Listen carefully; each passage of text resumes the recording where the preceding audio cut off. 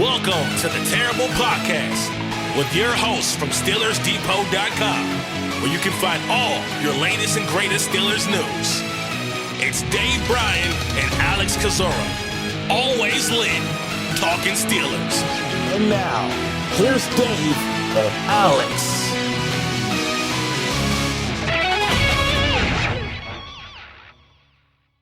Welcome to the Terrible Podcast, Season 15, Episode 120. He's Dave Bryan. I'm Alex Kozora, SteelersDepot.com. Thanks for being back with us this Wednesday, Steelers Nation. 8 days to the 2025 NFL Draft held in Green Bay, where the Pittsburgh Steelers will be on the clock. Number 21 overall. But Dave Bryan on the clock today. It is his birthday, so Dave, a very happy birthday to you. Thank you, Alex. 57 trips around the sun now complete.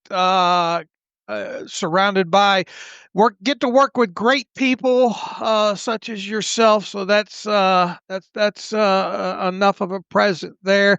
And I went and saw my doctor yesterday, and he told me for all that I put my body through inside and outside for 57 years, I'm in pretty decent shape at this point, and I'm still able to get out of bed and go to the bathroom pretty much on my own for the most part. I don't have to wear Depends just yet. I got a full head of hair.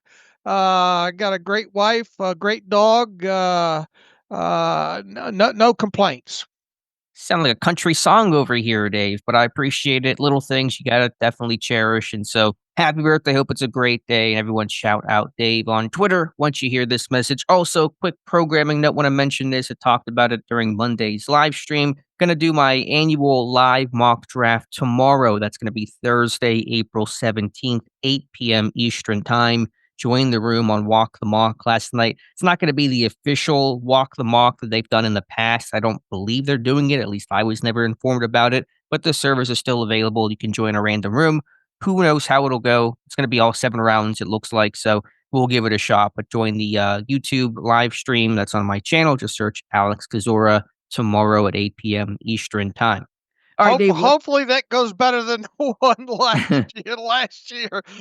You had that one guy that was trolling you or something, I think. And I think others dropped out, and that one guy kept trying to send you trade request, and it seemed like that one was a mess, and I definitely not as good as some of the others. It's too bad that they don't do more of an official one, because that would if you had 32 team owners in there that knew what the hell was going on. I bet you could have and you have in the past, I think, had some pretty decent ones overall. But I'll be tuning in to see how that one goes.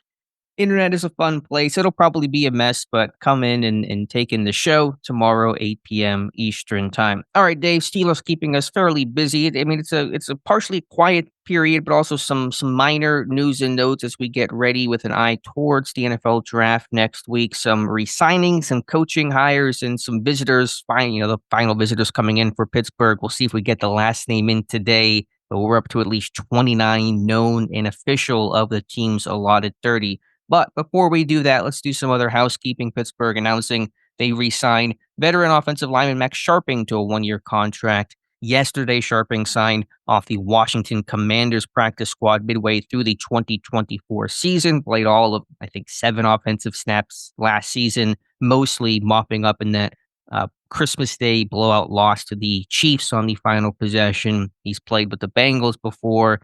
Drafted in the 3rd round by the Texans several years ago. Versatile interior offensive lineman, but this is pretty low-level depth. Yeah, and this will be a 1-year.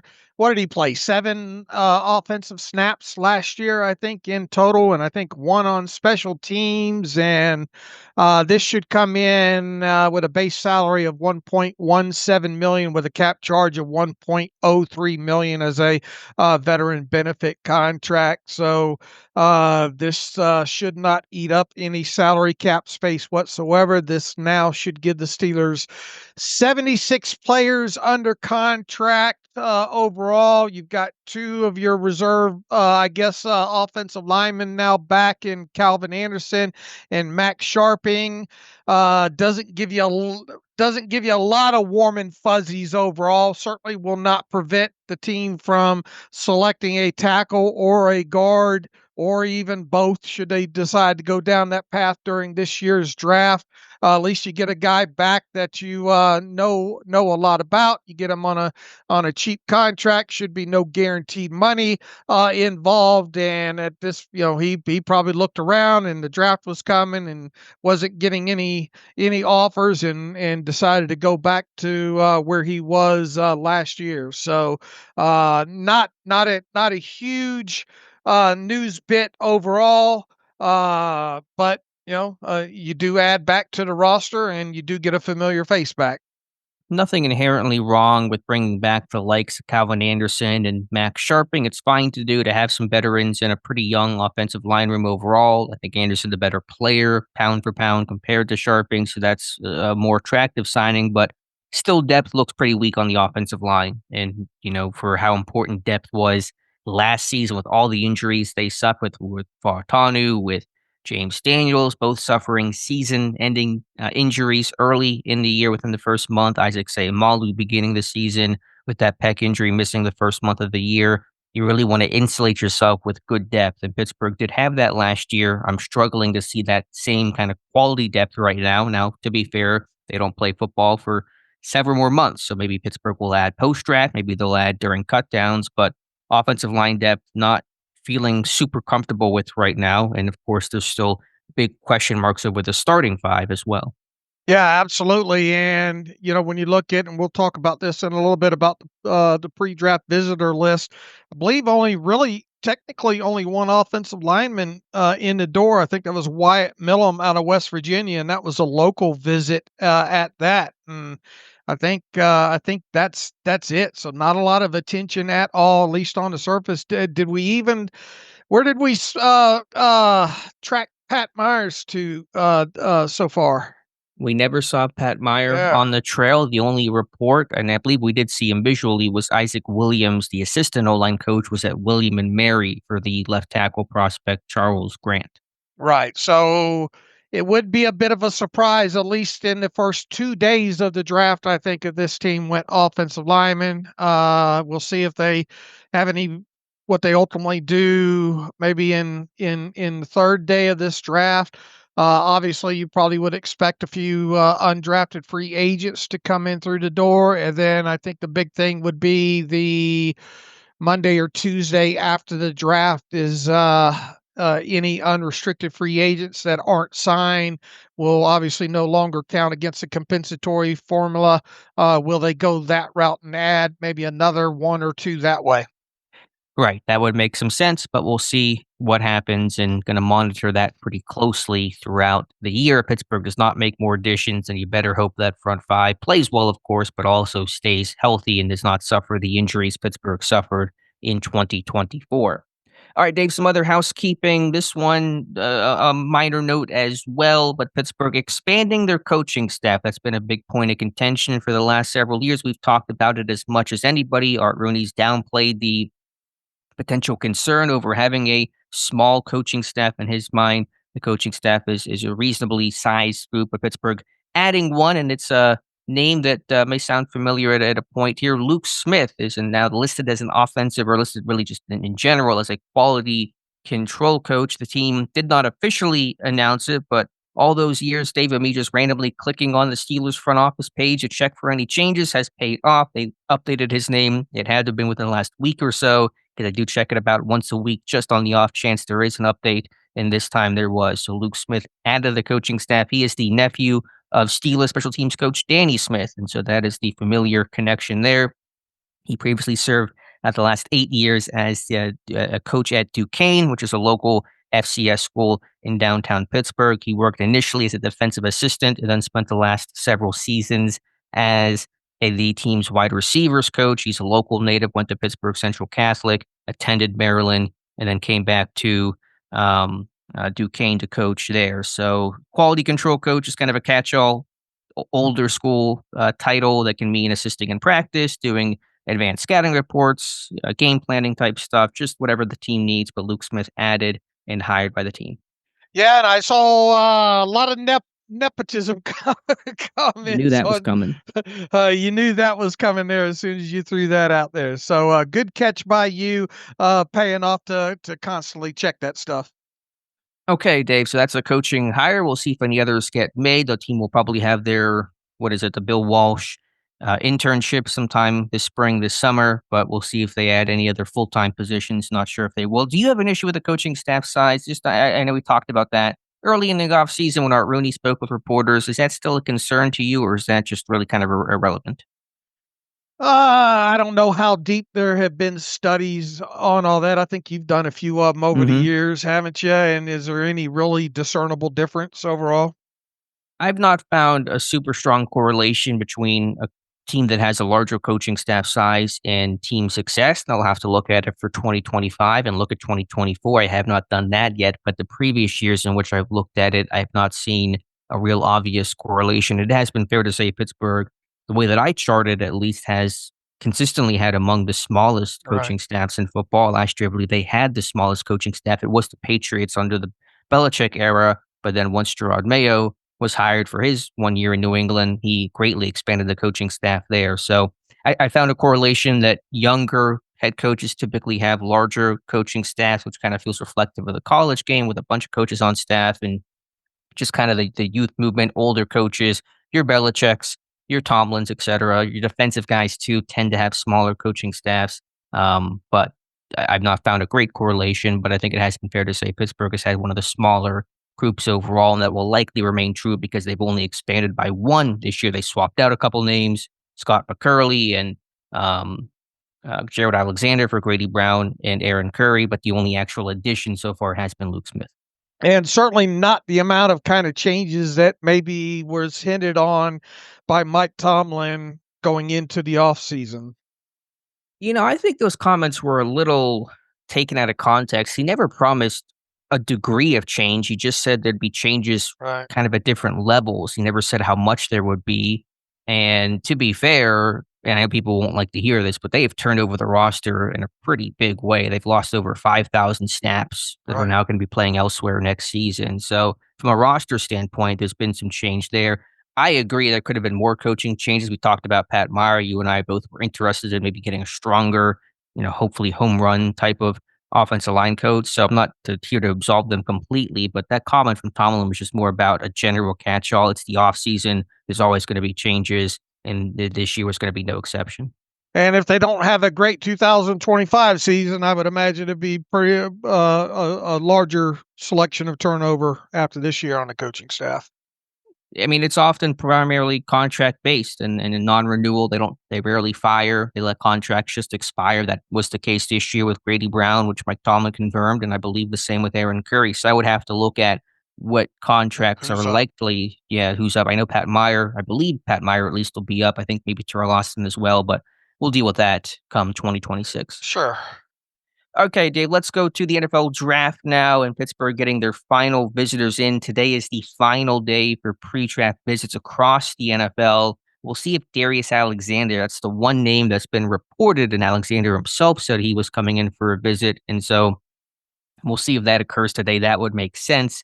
But other than that, we have 29 official visits, and so I'm feeling good about that, Dave. The ones that have come in this week, and I might be missing a couple names here, but RJ Harvey and Trevion Henderson came in yesterday on Tuesday. And then on April 14th, let me just look at our finder here so I can be accurate. Kyle McCord, Jaden Blue, and Justin Wally. That's going to be the quarterback, McCord from Syracuse, Jaden Blue, the speedy running back from Texas, and Wally, the corner from Minnesota. They have come in this week. And again, that was Harvey and Henderson coming in yesterday. All right, and as far as the reporting has gone, once again, I feel ecstatic that at least we got 29 known in the door of the 30 right now. And as you mentioned a couple of days ago, it was reported that Darius Alexander either has come in or is coming in. Did Justin ever get back to you to when that interview took place with Alexander? Yes, it took place this past Saturday, and the way Okay. Alexander framed it was that he was going to come in for a visit, implying it hadn't happened yet. It would occur this week, and so that's why I'm going to assume it didn't get reported yesterday or Monday. I assume it'll happen today, but we'll wait and see. All right. It would be nice to know who that final one for sure is, and we would expect it to be him. We'll see if it gets reported in the next couple of hours here. But as a whole, look, I mean, I was glad to see Travion Henderson come in from Ohio State. You got a little bit higher pedigree back there. Played obviously at a big program at Ohio State. I think he checks off a lot of boxes when it comes to what the Steelers look for in a running back. Probably pound for pound, snap for snap, the one of the better pass protecting running backs in this year's draft class. Nice little explosion rate overall when it comes to him. I believe a little bit more on the younger side. I think definitely younger than the other back that was in RJ Harvey. Right, Harvey is 24.22 years of age, whereas Travion Henderson is 22, almost 2 full years younger than him at 22.50. Henderson, obviously, as far as height goes, the little bit bigger back, although Harvey, I think, outweighs him a little bit. Both of those guys are fairly speedy backs overall. Henderson, I think, came in at a 4.4 or at a 4.43 40-yard dash. What was Harvey? 4.4. So you got two running backs in the door late in this process that have the speed component to them, a little bit different builds overall. Both have pretty good experience as far as that goes. So, it goes without saying that the attention that this team has paid to running backs throughout the pre-draft process, and you don't bring that many in the door if you don't intend on drafting one. And I think as you threw out on Twitter yesterday after Henderson was announced, I had to make sure I was sitting down when I read it. I don't just by the whole Blues Clues thing, you can't entirely rule out the possibility, I guess, of Travion Henderson being the pick at 21 overall. You're going to have to call and check on me if that happens. You might not make it to 58, Dave. Right. I might not make it another trip around the sun, but in theory, at least based on the way we track stuff, you got a pro day visit there, you got Power 5, you got a position of need, you got Mike Tomlin and the group at Ohio State. So that checks a lot of boxes that way. He did not.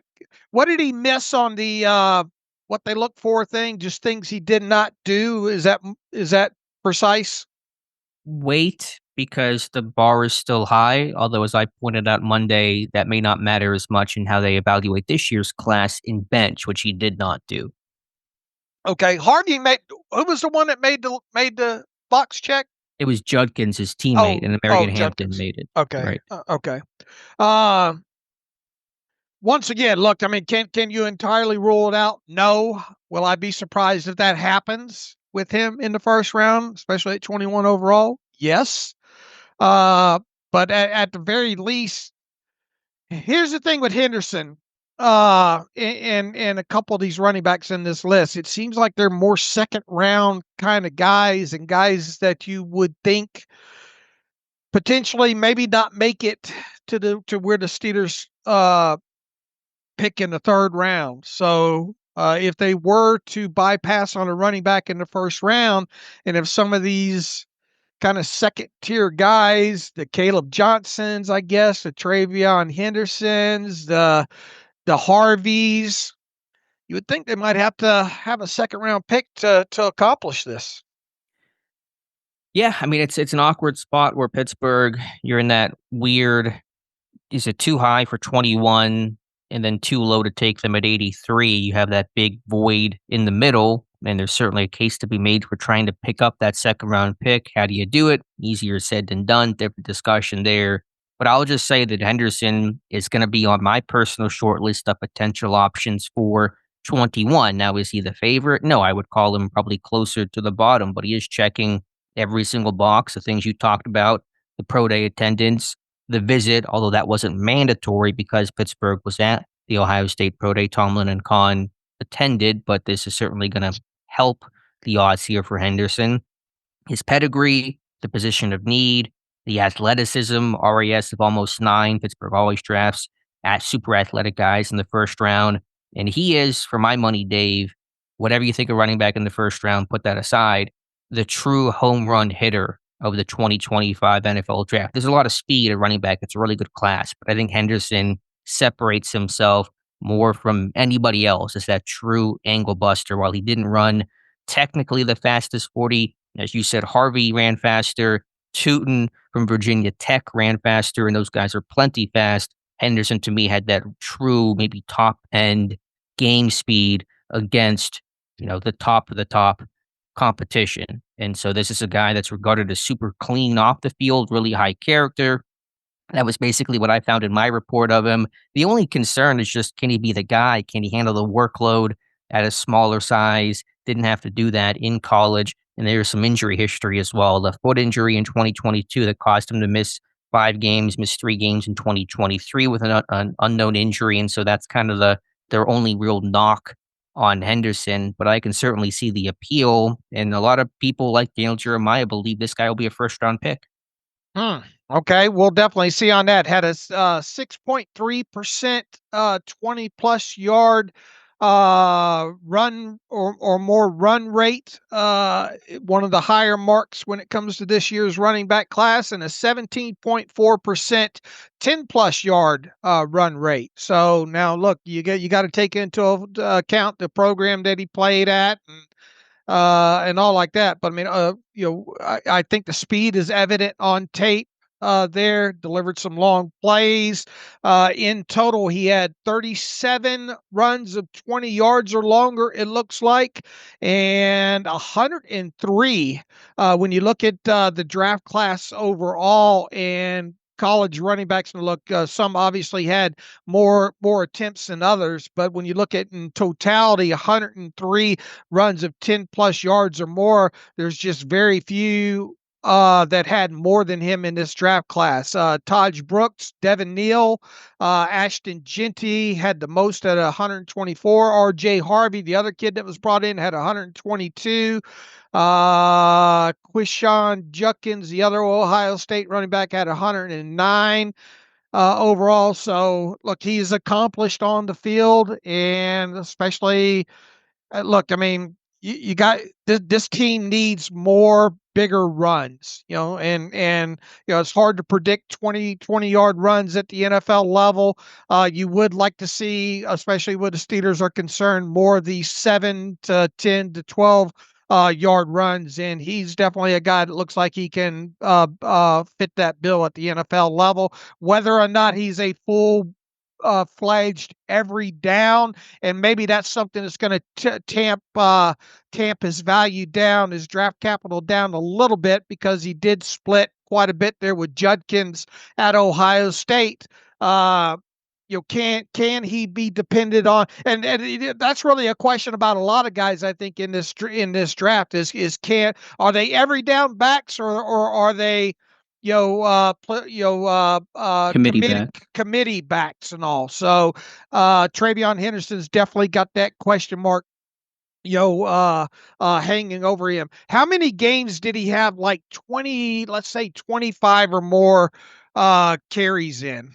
I can check, not many. And I think he's definitely a committee back. That was the conclusion of my report. But in Pittsburgh, and you're not debating this, I don't think, but No. it's going to be a committee approach in Pittsburgh. Pittsburgh's no longer doing the workhorse thing with the Najee Harris, the Le'Veon Bell. You're the guy for second and third down. There's going to be a split there with Jalen Warren and some of Kenneth Gainwell this year. Let's see on Henderson for his career, 590 carries. So there's actually a large amount of carries with him, but only one game with more than 25 carries that came in 2021 against Penn State, went 28 attempts, 152 yards, and a touchdown.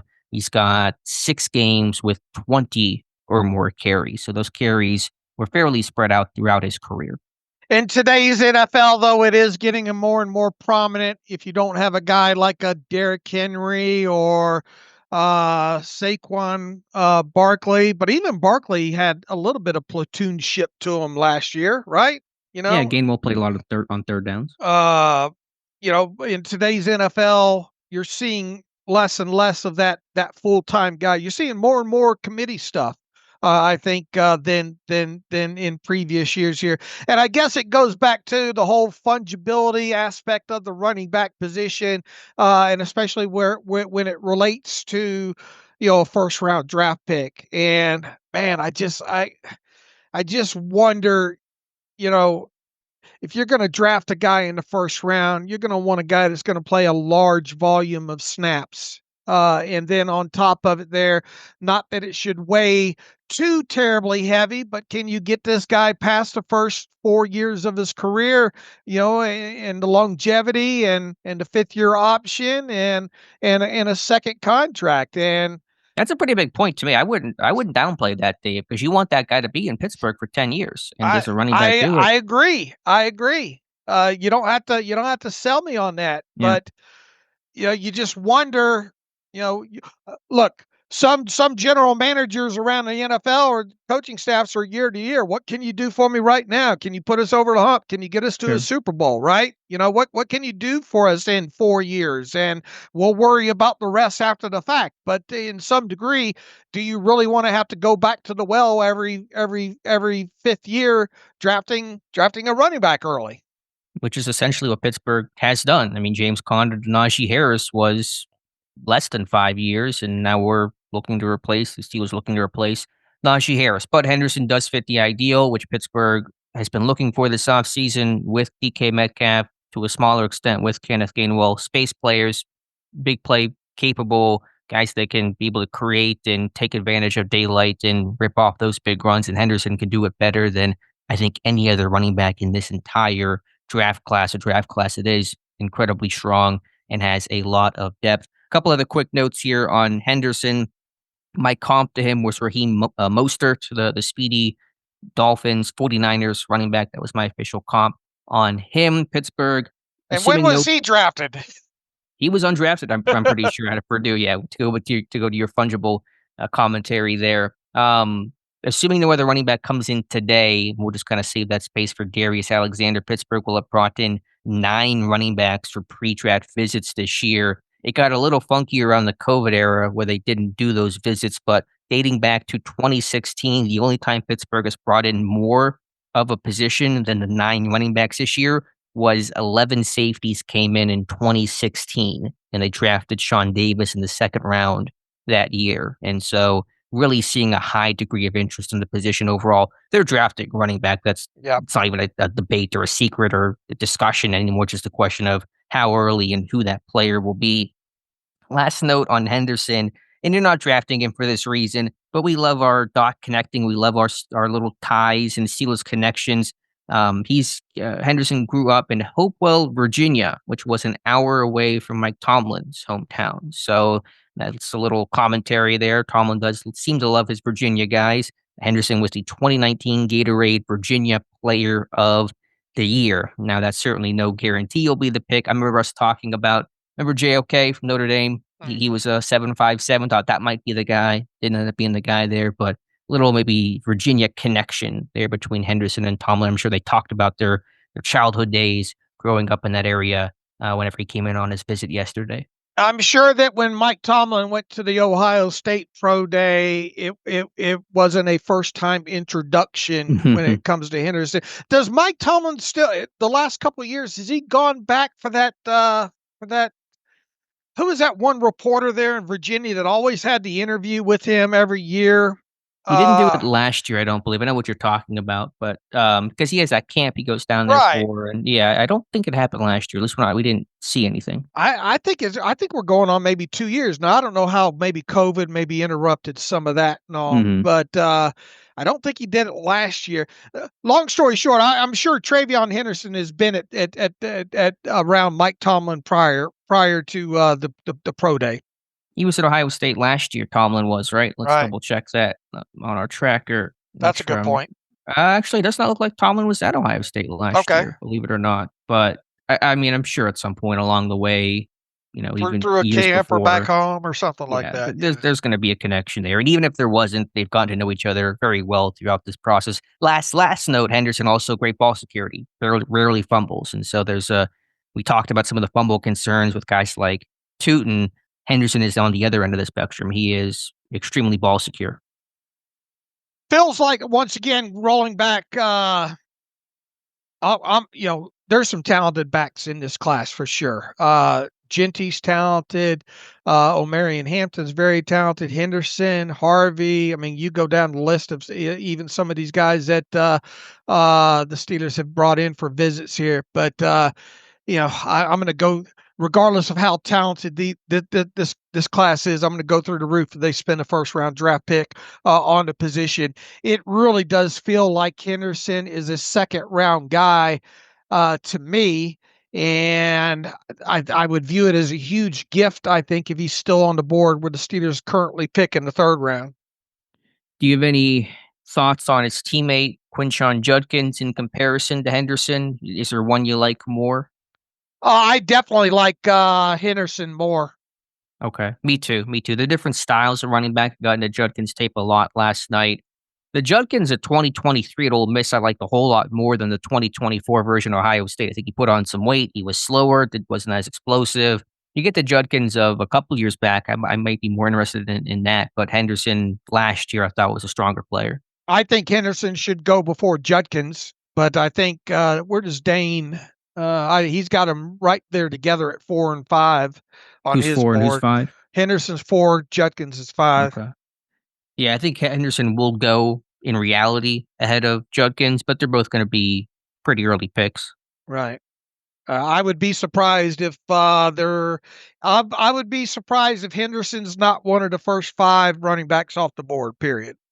Another running back Pittsburgh brought in, we talked about briefly, I believe, on the Monday show and during the Monday live stream, was Jaden Blue from Texas, who another speedster, another home run hitter with one of the fastest 40s of really the whole pre-draft process. He ran 4.38, I believe, at the combine, but had a minor injury that was nagging him. At his pro day, he was timed in the mid to high 4.2s. And so that's another guy with true speed, even smaller frame than Travion Henderson, but he's a good receiver. There's versatility there. A little bit of Kenneth Gainwell type of vibes, but I think Blue is certainly a lot faster, more potent in open grass.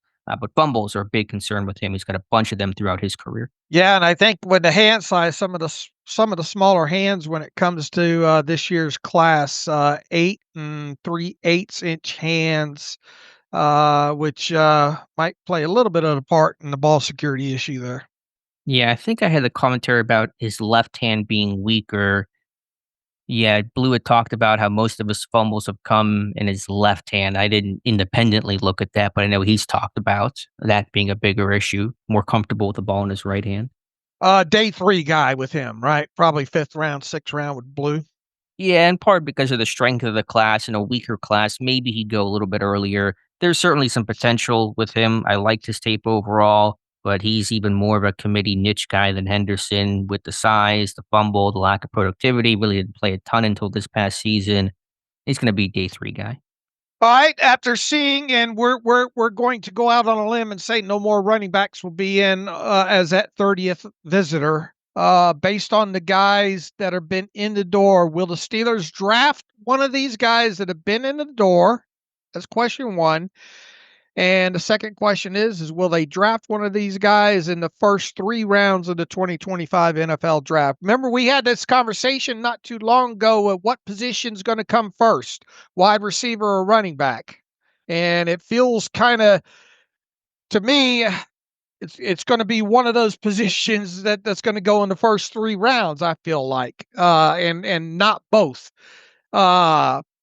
So answer both those questions. Will one of these guys that was brought in for a 30 visit be drafted, and B, will the Steelers draft a running back by the time day 2 has been completed? The first question is a whole lot easier to answer than the second one. Yes, I will say one of the running backs they brought in will be drafted in part because they brought in the dang whole class. I mean, they brought in 9 running backs. And so I imagine one of those guys will be the pick. Will it be in the top 2 days, the top 2 picks as things stand right now? I mean, I don't think it'll be first round, even though I talked up Henderson. I still would call that more dark horse, more sleeper, less likely to occur than more likely to occur. So it comes down to third round. I've talked a lot about receiver and Azani being on the pro day trail. This one's tough. I have consistently said third and fourth round range at running back. I still stand by that. If you made me choose right now, I'd say third round, but it's really borderline to me, and I might change my mind. I would go yes in both answers to both questions. Yes, they will draft somebody that they brought in for a visit. I don't think I'm going out on a limb too far there. And second, I believe that by the time the end of the third round, the Steelers will have drafted a running back.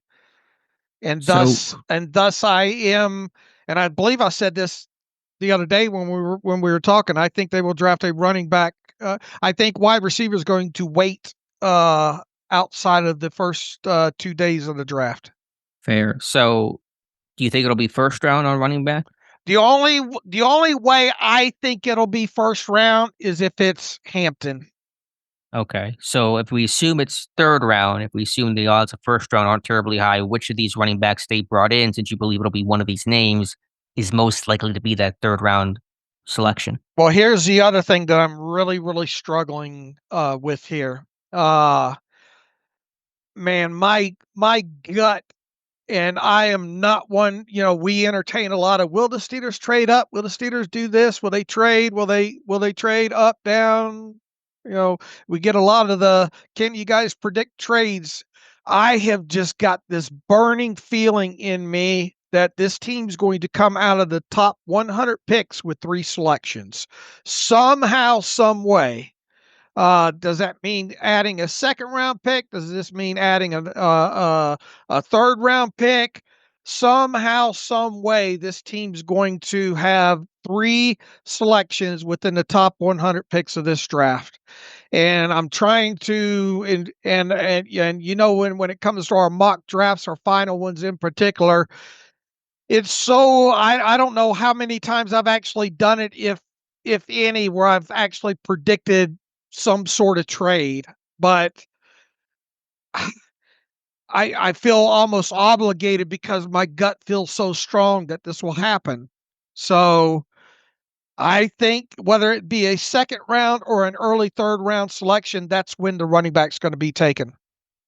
Which name do you think will be the I most mean, likely? with Henderson in the door, when you look at guys like Caleb Johnson, Henderson, and RJ Harvey in particular, Alex, it really feels like it's going to be one of those 3 guys. If there wasn't a trade, and if I had to sit there and just look at 83 alone and put first round aside, I would say the most likely names are Harvey, Dylan Sampson. Will Caleb Johnson get to 83? Potentially, but a little less likely on that. I might put the bucket or the trio of names at 83 being potentially Sampson, Harvey, and maybe Tootin. Yeah, Tootin out of Virginia Tech's more of a third, fourth round type of guy. That would make sense. You get past that, you get into potentially maybe a Giddens, I guess. After that, It felt like, Giddens, Blue, and Gordon felt more like day 3 guys from this group. Hampton, Henderson, Johnson felt more like first round top 50 dudes, and the rest are kind of in that third round bucket. all right. So if it's not if it's not Hampton in the first round, and I think a lot of people got him going off the board before then. If it's not him to the Steelers there, once again, I've just got this strong feeling that we're going to be talking about this team making 3 picks in the top 100. And if that's the case, I'm at Caleb Johnson, Travion Henderson, or RJ Harvey. Okay. I know I've talked to you about this before, but what is the most likely way they get that extra pick since you feel so strongly about it? A trade down in the first round would be, I suppose, the most simple and obvious way to go about that, but it's not the only way to pick up another top 100 selection. Right. I have it. Now, look, there's like, what, 3 teams, I think, that have 2 second-round picks, Buffalo, Seattle, and Chicago. Is that it? I don't know how they go. Look, and this is also a team that I expect the Steelers to come out of this draft with at least 7 draft picks, and right now they have 6. Right, so if you're trading a couple, if you're trading 2025 capital to kind of move up in that, you're gonna. It just feels like they're still going to come out of this with 7 picks overall.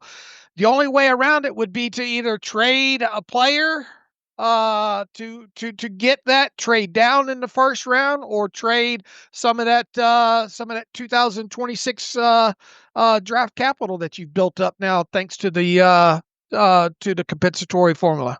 Yep, those are the 3 ways to go about it. So we'll see. Pittsburgh's only traded down in the first round once since 2000. We talked about that. That was 2001, moving down 3 spots from 16 to 19, still coming away with Casey Hampton. Doesn't mean anything in terms of what happens this year. It's a partially new regime, of course, with Omar Khan as well, and he's been more open to wheeling and dealing. And, on a much smaller scale, when they traded up for Broderick Jones in 2023, I forget the exact situation, but they had a really big gap at some point from like the 3rd to the 5th or 6th round. And that's when Khan moved down, I think it was from 80 to 93 with Carolina to pick up a mid-round selection to bridge that gap, and still came away with Darnell Washington. So we have seen in little pockets Khan be able to bridge gaps of not having draft capital in that scenario in 2023. Now this year is a different situation, and it's going to be harder to, I think, bridge that gap. But I think Khan's certainly more flexible to move up and down than, say, Kevin Colbert ever was. How do you feel about my gut feeling and 3 picks in the top 100 by the time it's all said and done? I get it. I mean, I certainly can see it and would probably prefer it, but it just, you never know until you're in that situation. Right. I know we're broken records about this. We get these questions all the time, but until you're on the board and see the offers and you can want to trade down, but who's going to want to come up this year, especially? You just never really know. What about let's see, Chicago's got 2 third-round or 2 second-round picks at 39 and 41, and they have 3, 4, 5, 6, 7 picks in total. I think that's potentially maybe, and you got a little bit of history at least with the Steelers and Chicago trading. Might that be one of the spots there? And then you've got. But are you saying they would trade out of the first round? Like, what is this scenario? No, I mean, I don't know how they get there. I'm just talking about where they ultimately pick up this extra pick. I mean, obviously, it gets real messy, trying to predict further than that. Yeah, I mean, I just think my personal thought is it's going to be if they do acquire the pick, the most likely way to do that is trade down in the first round to go down 5 or 6 spots and pick up, say, a 3rd-round pick. So I personally would just look at the team sitting behind Pittsburgh at 21 and say who has some extra draft capital to play around with there. All right, and if you're looking at second round in particular with teams that have multi picks right now, I think the team under that drafts after the Steelers in the first round that has the multiple second round picks right now would be Buffalo. And that's way down to 30. That's a long way to go down in the first round, is it not? Nine selections? It is, but if you want to get something, you got to give something. If you want to get the top 100 pick, you can't just go down, probably 2 spots to do it. So 21 to 30 does not seem unreasonable if you want to pick up. What does Buffalo have in the 2nd and 3rd round? Buffalo has a ton of draft picks this year. 3, 4, 5, 6, 7, 8, 9. They've got 10 draft selections. Wait a minute. They own the 30th pick in the first round. They own the 24th, which is 56 overall in the second via Minnesota. And they also own the 30th in the second round at 62.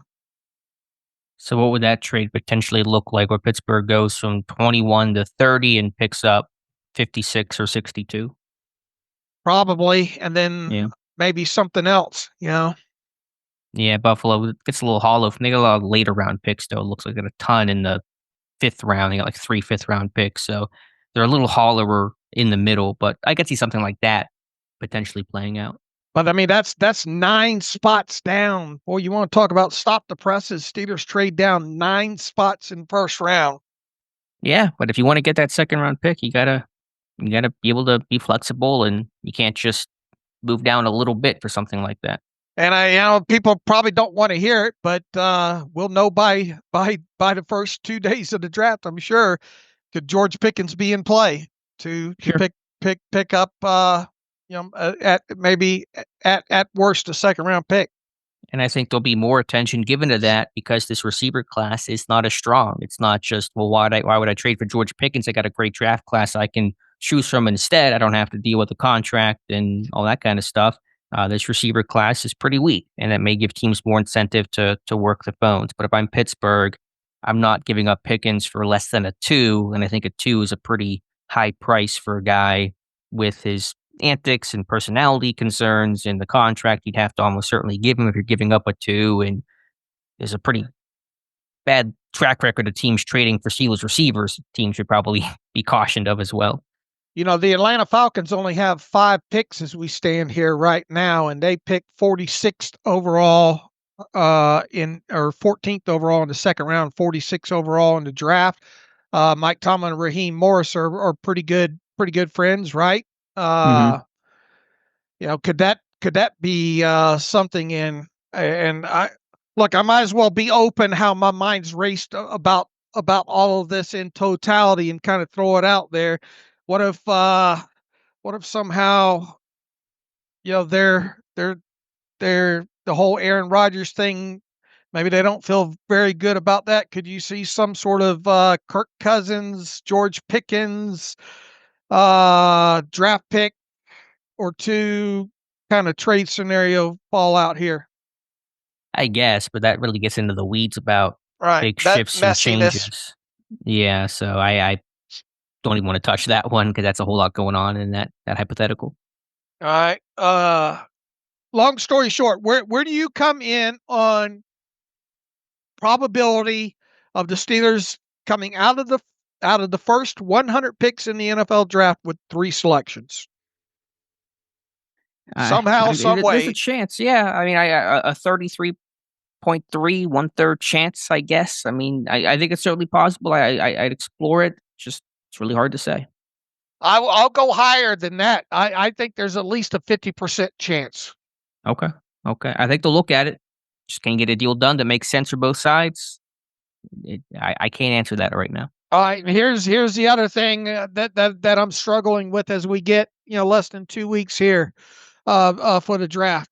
I mean, there's obviously a lot of talk about the quarterback in the first round for the Steelers, potentially.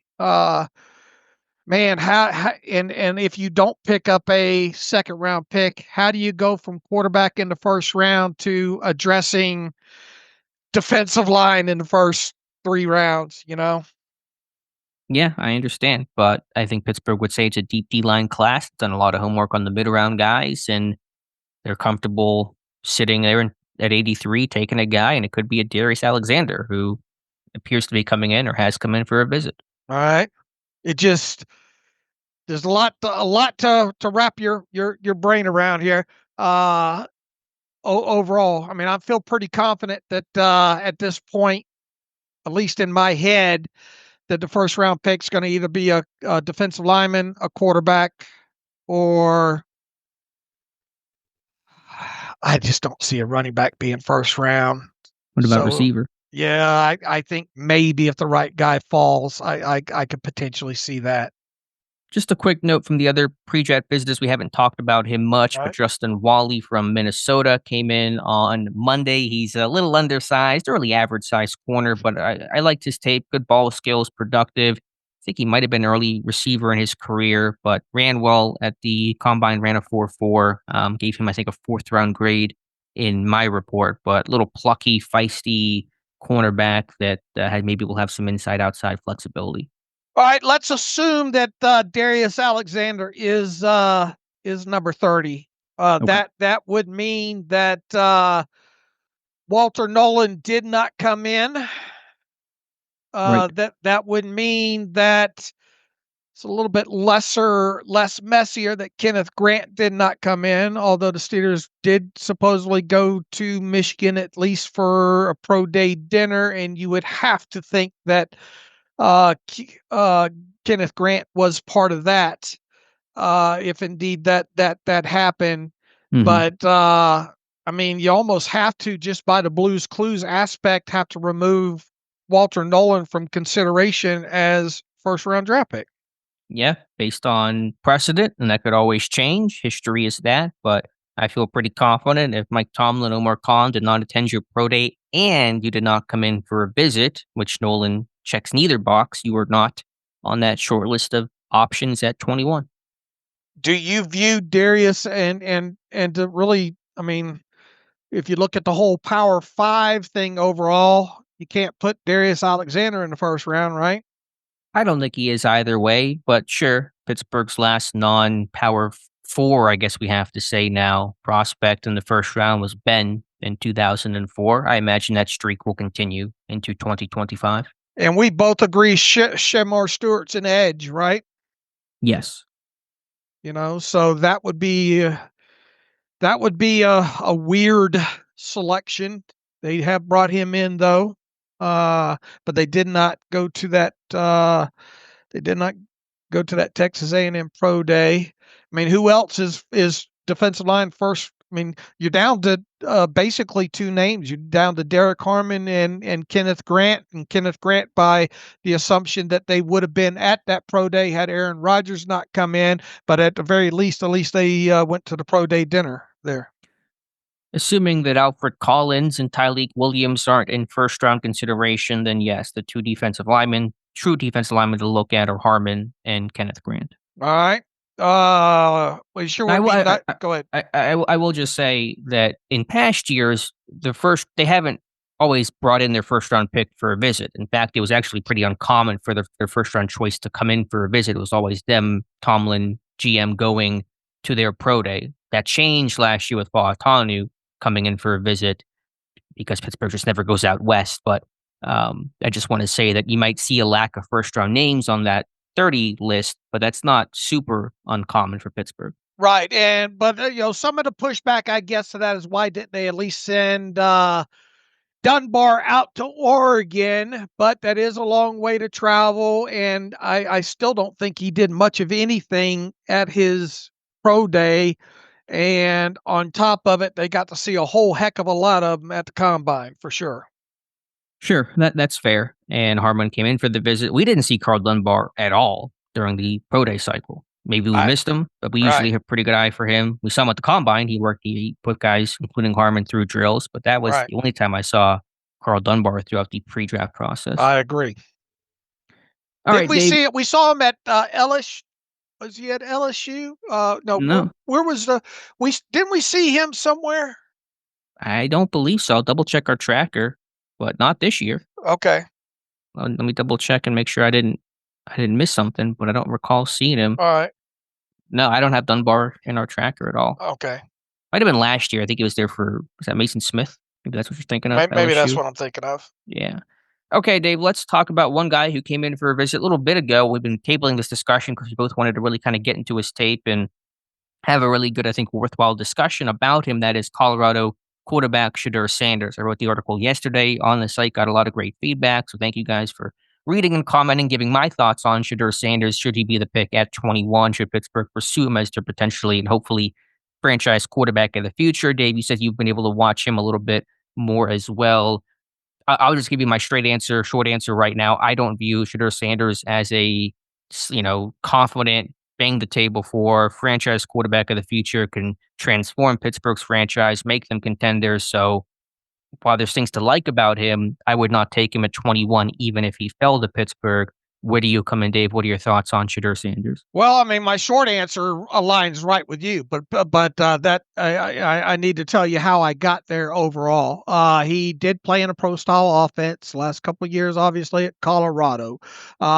He what stuck out on tape in this last season, first and foremost, and correct me if I'm wrong in kind of the order of things, he seemed a lot more comfortable as a pocket passer earlier in the season than he did as things progressed. He did not have a great offensive line in both of the years at Colorado. I almost wonder if he became kind of gun shy to the play of his offensive line the further he got into the season. There's a lot more of him kind of stepping up into the pocket. I mean, you turn on the North Dakota State game early in the season there. It feels like he, as the season went on, lost more and more confidence in the offensive line. People probably were scheming, knowing how to get after him a little bit better as the season went along as well too. At the very least, there were instances earlier in the season where he was stepping up and making throws. I think it is quite evident the conversation about the patting the ball that we've talked about is throughout his entire college career. There, they've got to speed up the reaction time and him getting rid of the football. As far as him making NFL throws, you see him make every really NFL throw overall. You see the far hash. You see the quick release on the swing out screens. You see the quick slants. You see the developing type plays like the wraps and the daggers. I thought as far as accuracy goes, past the line of scrimmage up until about the 10 or 12 yard mark, I'm okay with the accuracy overall there. I will say one of the notes that I took in the screen and the swing out game, he could have been a lot more accurate in getting the balls out to running backs out in space. There was more than a few times where I thought that he could have done a better job with not putting the ball behind his running backs, and thus making them turn and things along those lines. So even though he completed a high percentage of his throws, with a lot of those throws being kind of the shorter category, one thing that stuck out was passes in particular to running backs where I thought he could have done a better job with ball placement. Now, did the back do what he was supposed to do and turn the right way on all these? Probably not, no, but that's just one thing that stuck out to me was some of the accuracy in say the screen game or the quick releases and those kind of things there. I think if there's one thing that you can hang your hat on with maybe the one big thing that he really excelled at on tape was him on the move with the accuracy, especially in the shorter area, the 5 to 12 yard area. On the move, I thought he did a really good job of setting his feet, making accurate throws for the most part. Once again, he can throw the quick out, the curl, the comeback. No issue overall, I don't think, with the accuracy there. As far as reading defenses and all and schematics and all, I think he's got a good sense of what he's seeing, where he needs to get the ball to in progression.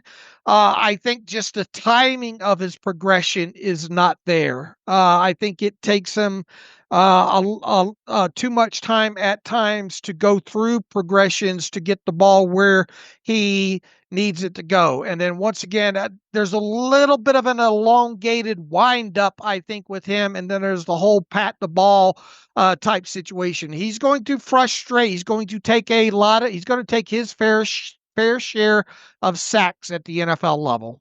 unless you really can speed things up with him. And they're going to be frustrating 10, 12, 14-yard sacks too. Not just the 2-yard sacks. He's going to have, especially early on in his career, there's going to be some drive killer sacks with him. I don't see a way around it.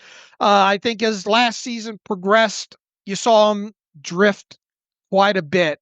He's going to drive his tackles crazy with I think drifting and leaving the pocket too soon. That was a bit of concern. The overall down the field arm strength. I think there is concerns there. The ball nose ups quite a bit down the field the further that he gets. I thought he was a beneficiary of underthrown pass interference type calls. I think some that he completed was by the grace of having some good receivers on the other end of that. I went and looked at his overall throws down the field through SIS Sports Info Solutions. Longest air yards completion for Shadur Sanders in his 2 seasons at Colorado was just 46 air yards past the line of scrimmage. So his longest completion past the line of scrimmage was 46 yards overall. He had just one of two. He was one of two on throws of 45 or more air yards past the line of scrimmage in his 2 seasons at Colorado. His other attempt was 50 yards in 2023. I've not located that pass overall, but not a guy that stretched the field past 45 yards down the field quite a bit. On other throws that he made in that 40 to 45 yard area, once again, there is the ball seemed to kind of float on him a little bit. He does not drive the football down with high velocity past 20, past 15, 18 yards down the field. So that's a bit concerning there. I think you really have to look at how schematically you're gonna implement what he does best in his passing game overall into an offense there. Mobility wise, he has the ability to extend plays. He's got the ability to break out of some tackles and give himself a chance to do that. But once again, a lot of these end up in some ugly kind of sacks for him. While he is mobile to a degree, he did not get Deion's athleticism. For sure. He's not going to juke a lot of guys out when it comes to aspect. I think he can run the RPO game okay and all like that and take off with the football with some zone reads, but it's not going to be his calling card overall. You're not going to be talking about a guy that you're going to focus on hyper mobility. He's not going to rattle off an 80-yard run. I don't think, 60-yard runs, those type of things there. I think within the red zone aspect of it, if something breaks down, he can scamper 8 yards for a touchdown. There's that on his tape overall. I think also in the red zone, I like some of the fades and some of the back shoulder. I think he's a good back shoulder thrower as far as it's not down the field. I mean, there's some cover 2 hole shots that he makes on his tape. Overall, there are some good throws that at least raise your eyebrows, especially early on in the season. Go turn on the North Dakota State tape. All right. The other aspect about his game is the quality of competition that he faced, I think, top to bottom, and how he fared against. I mean, how many ranked teams at the time that he played them, did he go against, and how did he fare in those games? And the answer is not great overall. So you do kind of wonder, it would have been nice had he had to play a top 10 team, a Georgia or a Alabama or, more, higher quality competition and what that would have looked like. So I think there is that aspect of it. Yeah, and those are kind of my concerns on him. I don't think he's a guy you want to rush into, and he didn't do hardly anything under center, right? All shotgun or pistol type stuff in his tape there. So you've got that aspect of, if are you going to be able to get him under center at all at the NFL level? So there is the concern when it comes to that aspect, even though he was in a pro style offense at Colorado. There He's not a guy that once again, he's got the height aspect that you kind of worry about to a degree. You got the arm strength issue. You're going to have to really, really be smart with him as far as the style of offense. I think you got to speed up his game overall. Got to speed up. There are some anticipatory throws within his catalog. So I think he can throw some with anticipation. All this is just left to say that I think there's enough question marks within here that I would be very concerned if I'm banking on him being my franchise quarterback starting in year 2 of his NFL career. So he's not someone in your mind that you're confidently saying, this is the guy. I feel great about this, him being our first round pick and future franchise quarterback that can get us to compete in a tough AFC for a Super Bowl. In any other given kind of stacked up quarterback year, I view him as probably a 3rd round guy. Which means you should view him as a 3rd round guy right now, regardless of, in terms of a grade on him. You can rank him differently based on the strength of the class, and this is a weaker class. But the grade is all that matters. We talked about this last time. The number 2 guy in one class can be, a 3rd round grade, or he can be a 1st round grade behind some other, stud Andrew Luck type prospect that you just can't miss. And so it's the grade that matters. It's not necessarily the ranking. And I'm with you. There's things to like: his touch, his accuracy. I think he is a fairly cerebral guy. I think there's some intangible things. As much as we talk about immediate large talks about the personality, the Sanders name, I'm less concerned with those things. He won't be a fit for everyone, but I can appreciate his honesty, his candor. If he plays well, then people will love it. The Dion stuff, I'm not concerned with one bit. That's going to be, I think, a non-issue once the season gets going for Dion in Colorado and for Shadur wherever he ends up. I like his toughness. As you said, took a lot of shots behind a bad Colorado offensive line. He kept playing, was durable. He helped turn Colorado around, 9 wins this year for the Buffaloes. And so there are some things to really like about him there. I just look at the lack of the elite, really even more than average physical tools, especially for an offense like Pittsburgh, where you have a George Pickens, a DK Metcalf. You want to be, vertical outside throws, big playmaking downfield. Sanders, the deep ball consistently hung on tape. You mentioned that, and receivers always had the slow up board, and Travis Hunter had to try to bail him out with a couple of great catches. And so just that lack of velocity, some slow starts to games. You watch a lot of those games. He gets off to really bad beginnings for whatever reason. Look at the Nebraska game. He gets picked 6 early on. There was mental toughness to overcome that, but I thought he's more of a West Coast rhythmic type of passer. And the bottom line is, it just comes down to a little bit of gut feeling for me, even as unscientific and unanalytical as that is. I like Shadur Sanders. I think he can have an Andy Dalton type of career. That was our comp for him on our report. I think that's a pretty accurate one. But I just don't.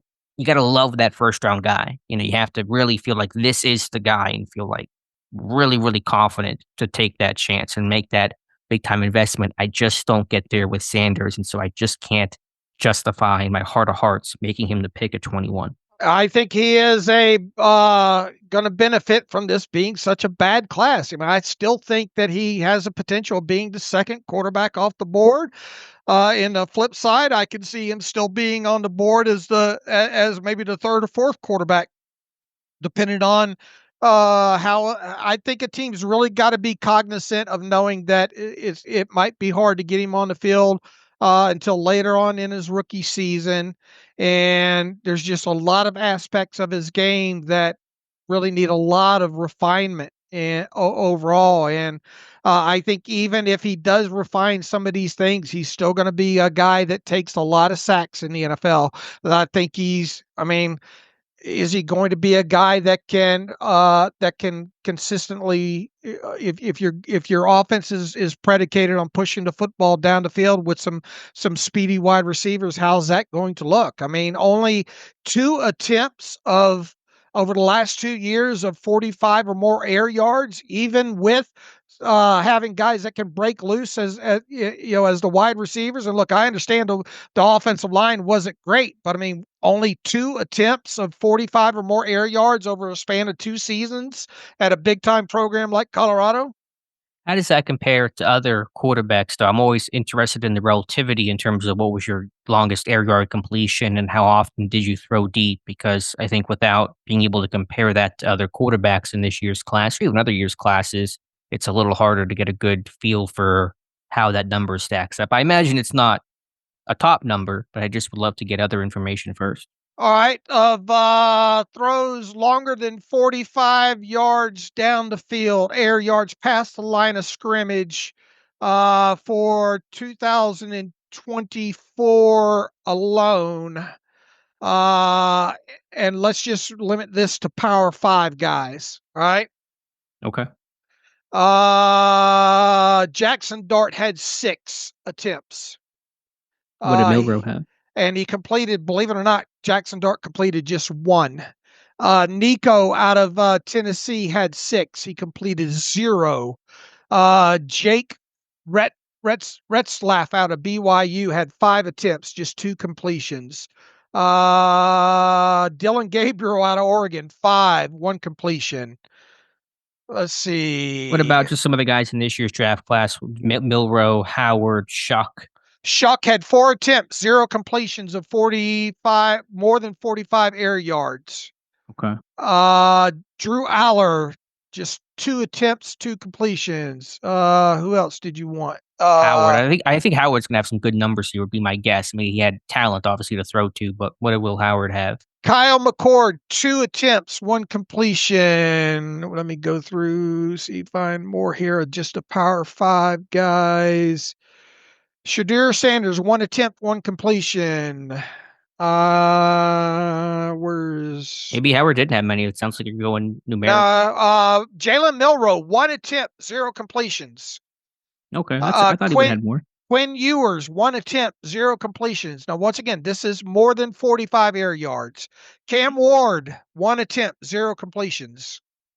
Howard, it's kind of the last name I'm looking for. Hold on.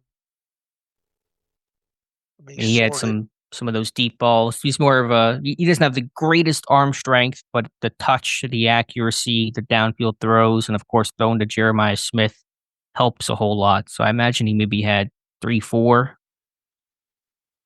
You know, it's not showing in here. Let me roll back the number to 40 here. Okay, maybe he didn't. Maybe he didn't have any. So it sounds like that number for Sanders isn't as daunting in the sense. This isn't a good deep ball draft class. Yeah. Will Howard, when you look at 40 throws of 40 or more air yards, Will Howard had 5 attempts, 2 completions. But none past 45, it sounds like. Right. If I roll this back to the 46 number of air yards, I'm not seeing Will Howard with any. Okay, attempts. Interesting. So, in fairness, looking at that. This is not a great class for quarterbacks that threw deeper down the field. Now, if you want to look at it from a 40-yard perspective, let's roll it back to 40-plus more yards. Yeah, let's get some more information, some more data. And in fairness, we don't know was a ball dropped? Was there pass interference? Those types of things that may talk about success. A drop would show up in this because it would be an attempt. Well, yeah, in terms of completions is what I was getting at. Of 40 or more air yards, Jackson Dart in 2024. Now, this is just Power 5. 16 attempts, 6 completions. Nico, 16 attempts, 3 completions. Tyler Shuck, 11 attempts, 3 completions. Let's go to some of the bigger names. Ewers, 8 attempts, 0 completions. Wow.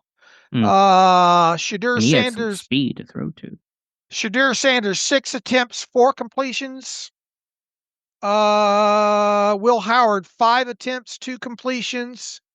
Milroe, 5 attempts, 1 completion. Cam Ward, 5 attempts, 0 completions on 40-plus air yards last year for Cam Ward. Who else on here? McCord, 4 and 1. So, not a lot of pushing the football down the field out of this draft class when it comes to for. Now, look, is this the end all do all? But no, but you would like to see that arms, that the ability to push it down the field a little bit more. Yeah, I mean, Sanders' especially numbers, 40 yards. Sanders' numbers look really good compared to the rest of the class, but you still look at the tape and, how many of those throws were Hunter bailing him out. There was one throw I know on tape near the goal line where Hunter made a spectacular catch in double coverage. And so the numbers are important. There is context and relativity that makes Sanders look better, but I still think the arm is average at best and maybe not even that good. Yeah, especially when going deeper down the field. Now, I think in under 20 yards, I think you'd like to see a little bit more velocity on it, but I think he's got at least adequate velocity on, in the 5 to 12 yard range. Yeah, I think it throws over the middle. It's acceptable in a sense, but it's not high end. And combination of padding the football and can you fit those balls in the tight windows consistently? That's going to be a concern. So again, I like Shadur Sanders. I'm not calling him a bust. That some terrible prospect who won't pan out. But is he going to get you exactly where you want to go? I just don't get that feeling. And if I don't get that feeling, I can't make you the guy. Right. I come down on basically the same spot that you do with So him. if he was there at 21, would you take him? I would not. No. Same. I would not either. All right, Dave, we finally have the list finished. 30 out of 30. It is official. Darius Alexander in for a All right. pre-draft visit today, according to Brian Batko of the Post-Gazette. And so our list is complete. Happy birthday to you. What a great gift. A complete pre-draft visit list. Thank you. You didn't even have to wrap that one. Look, how many times over the years have we had the full-blown 30? It's been good the last couple years. There were some years where we really were light. I think one year we only had 13. That might have been 2022, but I think we were full in 2024 and 2023. I can double check. So, teams been better about announcing those things. Yeah, last year actually we had 31. There was somebody didn't come in that were reportedly came in, or there was a local that we didn't know about. We had 30 in 2023. So we've been 3 years running having a full list at least. Good. This rolls back to once again. Where's Walter Nolan? Didn't come in. And Kenneth Grant did not come in. The dinner may be the substitute for that. Who else notable did not come in for a visit? Maybe that we thought. All the quarterbacks essentially came in. Any notable quarterback that they did not Milroe attend? Did not come in, but of course they did go to the pro day. Yeah, quarterbacks who did not come in. The Pittsburgh did not attend their pro day. I mean, Gabriel, I guess, from Oregon is maybe the biggest name, but they've courted all the top quarterbacks in one way or another. All right, let's roll through Dane Brugler's top 100 and then try to build the short list out of based on Blues Clues and all of potential first round draft picks. Okay. All right, Travis Hunter. All right, they were not at that pro day, did not bring him in for a visit. The fact that he's unlikely to be on the board, right? Mm-hmm, right. Abdul Carter, same thing. I mean, are we going to run through all 100 names? No, I mean, let's go. Yeah, let's cut out the top 5-10 guys that we just know aren't going to beat Steelers. All right, so we won't talk about Mason Graham, right?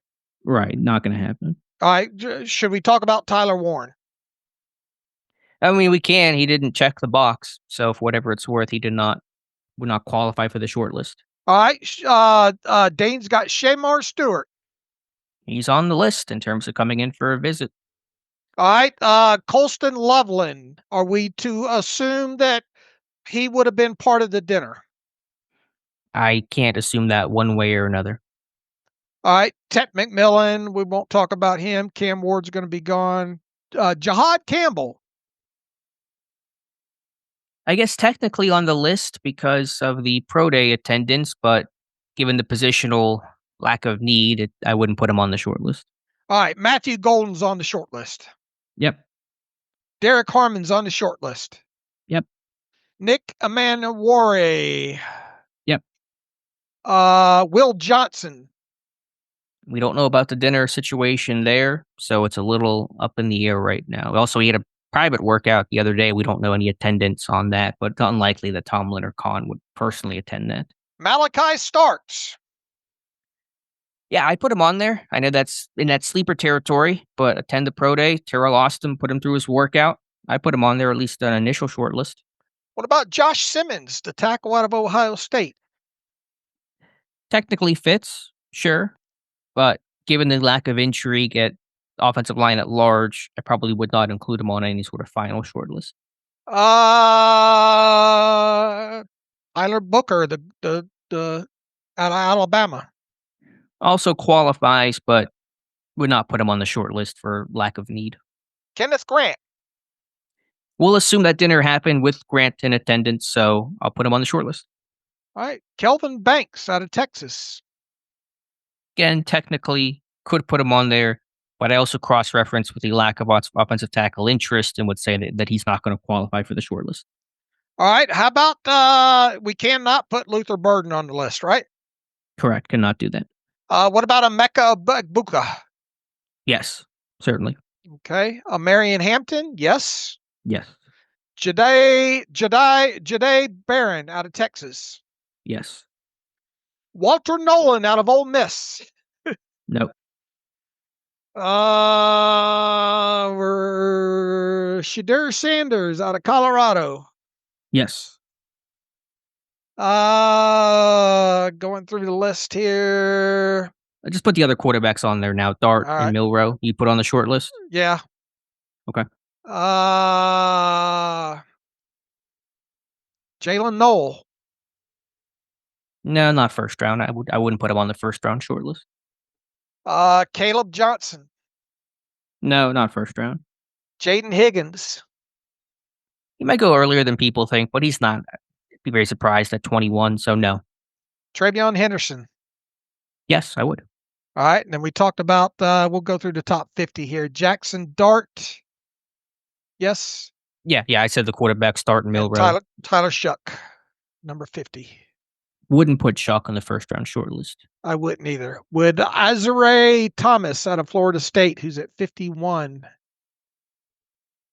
I don't think he's going to be a first round pick at 21 after running a 4.6 at his pro day. I do like Thomas. I wouldn't try to keep the short list a little bit in name of the short side of things. So no, I won't put Azariah Thomas on there. All right, and being as he came in today, 61 on Brugler's list, Darius Alexander. It would be a pretty big shock to me if he was the pick in the first round. Yeah, I wouldn't put him on there either. All right, let's build a short list. So the names we had talked about, we said yes on the initial short list. I'll have a post on this too because it's always good to do. Matthew Golden, Derek Harmon, Nick Emanwari, Malachi Starks, Kenneth Grant, Emeka Buka, Marion Hampton, Jade Barron. I'm blanking on Shadur Sanders, blanking for a second. Jackson Dart, Jalen Milrow, and Travion Henderson. Okay. To anyone to take off from there, it's a little harder. I mean, you could take off a Henderson, you could take off a quarterback potentially if you think one of those guys isn't going to qualify. You could take off the safeties if you don't believe safety's going to be the pick. I mean, if you wanted to try to really narrow it down, you could do those things. Barron. I would take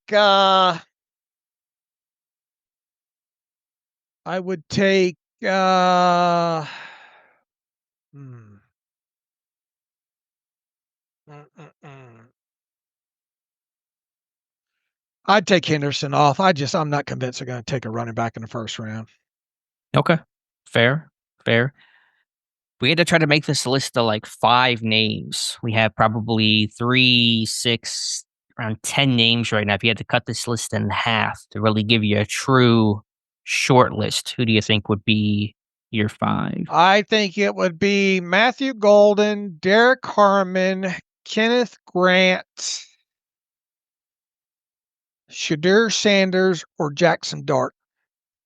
I was making up my list. I had gotten the 4, and I had Harmon, Sanders, Golden, Grant, and was debating on that 5th name to put on there. You said Dart would be that number 5 for you? I think maybe, yes. It's certainly possible. I'll be a little bit different. I'll put Eamon Worry on there because I've had in my last mock draft. Okay. So, yeah, we'll I think see. I think it's going to come out of probably one of those 5 or 6 right there. It's does this year feel more difficult trying to project it out than last year? Just because of the quarterback mess, I feel like. More so. How does this compare to 2022, the last quarterback road that Pittsburgh went? I know we're going kind of really, really far back. I mean, I remember, it felt like it was going to be a quarterback the whole time, even though several of them, only one went, obviously, in the first round, Kenny Pickett, but it at least it felt like you had the position right. In the Najee year, it felt like it was going to be. It's going to be Najee. That was a layup. Everyone knew that was happening. That felt just all the quarterback stuff just makes this year feel, because you're trying to not get burned by the previous quarterback class and how many they thought were going to go and ended up falling out. This isn't a great quarterback class, but the Steelers still need a quarterback, and they brought several of these guys in, and the supposed Milroe fascination and the supposed Shadur Sanders fascination. That's where it clouds up. The quarterback, if I unequivocally knew that they were not going to take a quarterback, it would make this a lot less messy. Now, look, all along, I have thought, since really even before Art Rooney opened his mouth, that defensive line should be the way that this team goes. Mm-hmm. It's been the favorite for a long, long time. And then you had the whole Matthew Golden thing. I got a feeling Matthew Golden's going to be off the board. If Matthew Golden and Tet McMillan are both gone at 21, I struggle to see Egbuka being that guy. Because what do you think is holding him back? I just don't think he's first round quality. I think his top end's a good number 2 in the NFL. I don't view him as a first round guy. I just don't. Okay. Fair. So if Walter Nolan has to be removed from the list, then that rules. He was one of the first defensive linemen I talked about in this process. And if I don't think a running back's going in the first round, and if I were to eliminate the quarterbacks, if I knew for a fact that quarterbacks, I think it brings you down to 2 guys realistically, and it's whether or not either or both are on the board, and Kenneth Grant or Derek Harmon. Yeah, that's fair. Harmon certainly is a guy we've talked about essentially wire to wire. I do think compared to last year, this year's messier, where it could branch out with a couple more positions. Last year really felt like, okay, they're taking offensive line. Is it a tackle or is it going to be a center? And that was, to me, the real debate of last year. Is it a Graham Barton? Is it going to be one of those several tackles? Fautanu. Who else was in there? Fuaga from Oregon State. I did not. This role. I kicked myself for not spending enough on Fautanu last year. A, because I thought he'd be off the board. B, because I was concerned about the height metric with him. And I thought he was going to be off the board. I did not pay enough attention to Fautanu and give enough credence to the arm length. Overall, I downplayed him because of the overall height and the wondering whether or not tackle or guard, and then the aspect of 2 that I was pretty convinced that he'd be off the board. Yeah, there was Amarius Mims, although we kind of by draft day thought that wasn't going to be the Steelers' choice, but that was a debate last year. It was, I think, a clearer debate of position this year. It's quarterback, it's D-line are the front runners, but there's still receiver, there's still running back, there's still kind of wild card of what if they do safety or corner, kind of hanging out in the background. At least it feels like that's more realistic than last year. My ideal situation draft for the Steelers, as far as how the first round goes, is they're removed from all the temptations from the quarterbacks, such as Shadur Sanders, Jackson Dart, in Milrow. And they and they're not. Marion Hampton goes off the board, so they're not tempted by that. Both Golden and Tet McMillan go off the board, so they're not tempted at that. Eamon Worry goes off the board, so they're not tempted by that. Okay. And then that leaves a selection of Kenneth Grant or Derek Harmon, and ideally, Derek Harmon would be the guy. Well, it'd be nice if we knew exactly who was off the Sure. board by 21, but that's the challenge of it all. I'm laying out the ideal situation, and there's a lot of different factors that go into that. Right, but the fact that there are so many steps for that ideal situation, I think it represents how messy it is this year, of how many possibilities there are that I just, I know last year we talked about Terry and Arnold, and could they go somewhere else? That conversation always comes up, but it feels like last year it was a lot more focused on, okay, it's one of these two position groups. This year it's one of four position groups, and then it's one of a couple names among those position groups, and that's where it gets challenging. I really think Walter Nolan's got a good chance of being off the board at 21. I would not be surprised if he's the second defensive lineman off the board after Mason Graham. Yeah, I think that's honestly probably expectation. I haven't looked at too many mock drafts to see where they slot the defensive lineman, but he's probably consistently been the second defensive lineman mocked since February. Is there a chance that Harmon comes off the board before 21?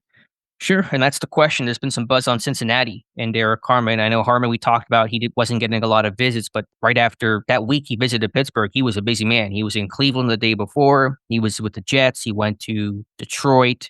He's a Detroit native, and so there's been a lot of teams now. Minnesota? Is Minnesota picking after Pittsburgh? I believe they are. Detroit obviously is. So we'll have to see exactly what teams could be right in front of Pittsburgh and have shown interest in Derek Harmon. But could the Bengals potentially be in play for Harmon? That sounds possible. And I guess the other question is what happens if Mason Graham, Walter Nolan, Derek Harmon, and Kenneth Grant are all off the board at 21? That's a messy situation. It is probably less likely to occur, but I mean, do they view Kenneth Grant as that guy at 21? I think Grant has his own question marks. I know there's been some interest that makes some sense, but I don't want to just assume that. I think Harmon has a higher grade, if I had to guess, than where Grant's sitting at right now. I would think so. So, a lot to talk about. Then safety, I keep mentioning as the fly in the ointment with all the interest they've shown. I know they didn't get shown in the pre-draft visit list, but they look strongly at all the top four safeties in this year's class. And Starks and Eamon Worry, who did come in for a visit, and Xavier Watts from Notre Dame, and Andrew Makuba from Texas. And that tells me at least something. All right, if they do draft a safety, it's got to be one of Starks or Eamon Worry, right? Yeah, those are the only first rounders and the guys that truly fit best. Okay. All right, Dave, had one last quick thing here. Had an article this morning, Steelers Depot discussion, kind of roundtable, our favorite 2025 day 3 sleepers. And a lot of people weighed in with their favorite day 3 prospect. Didn't have to be somebody that Pittsburgh has shown interest in or even a big position of need for Pittsburgh, just kind of calling your shot on a day 3 guy. Got a bunch of names on here. I don't know if you had one, Dave. I know that Jonathan put Johnny Walker Jr. from Missouri. You might agree with that. Kind of lockstep there, but a lot of good names and good information. Who had Johnny Walker? That was Jonathan. Oh, okay. Yeah, I like Johnny Walker. He might look. There's a chance he goes undrafted, I think. But I liked his bend. I like what he did at the Shrine Bowl. He would definitely be on my late day 3 or day 3 sleeper list. I can't build this list without having Dante Thornton Jr. out of Tennessee. As a day 3 guy. I cannot build this list without the Ole Miss wide receiver we talked about. Wells, I think. That would be another one. Antoine Wells Jr. He could potentially even go undrafted, I think.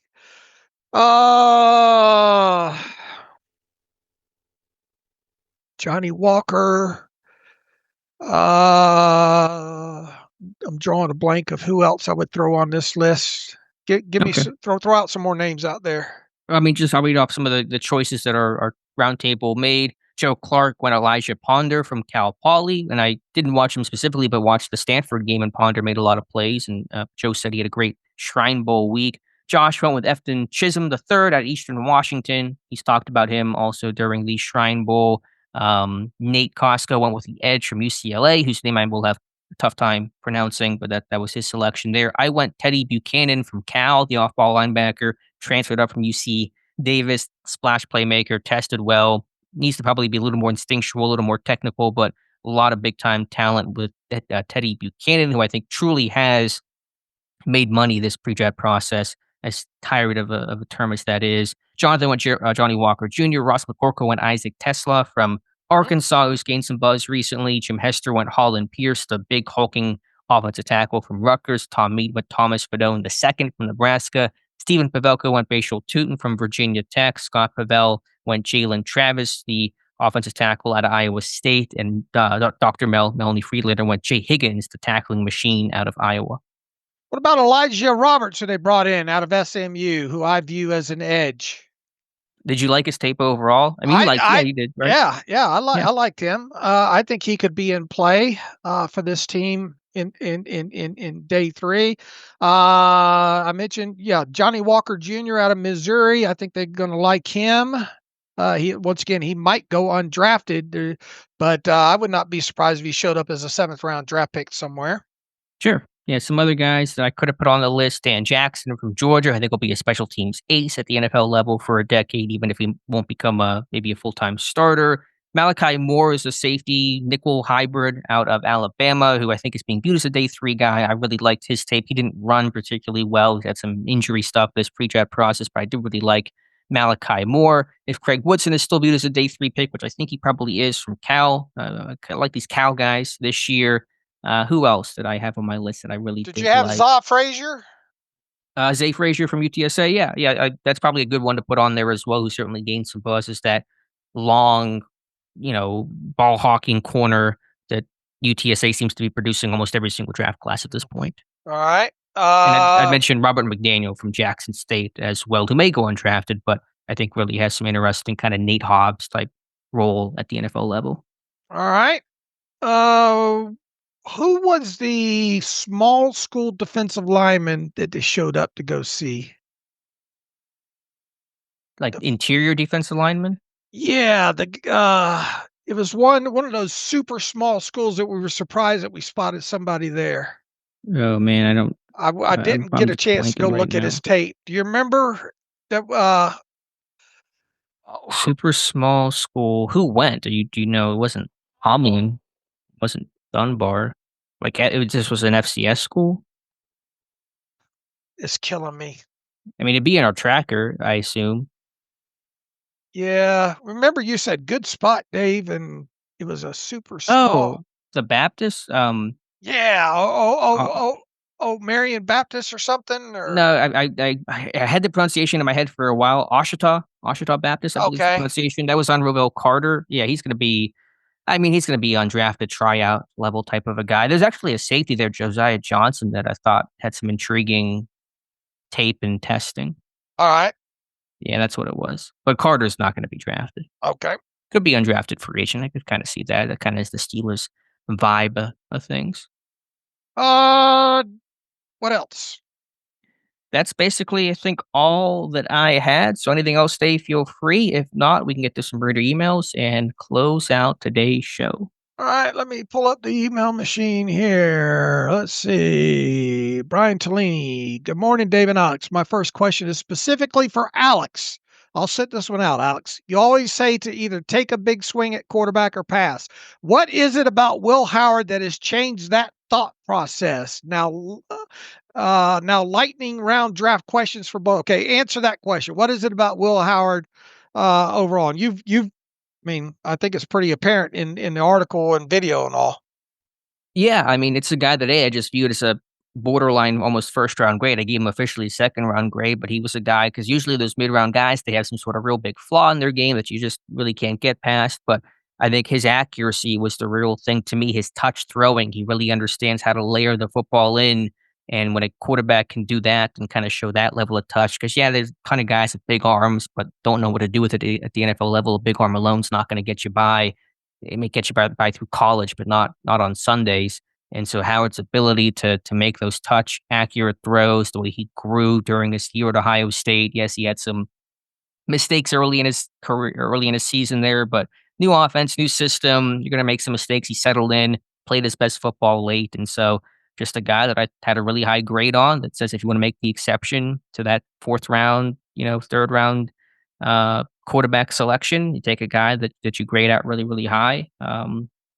Will Howard was that guy for me. All right, he's got some 4 lightning questions here for both of us. 1, will George Pickens be a member of the Steelers after the completion of the 2025 NFL Draft?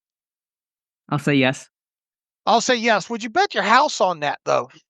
No, I wouldn't do that. But to answer one way or the other, up or down, I mean, what percentage would you give Pickens to be on the roster?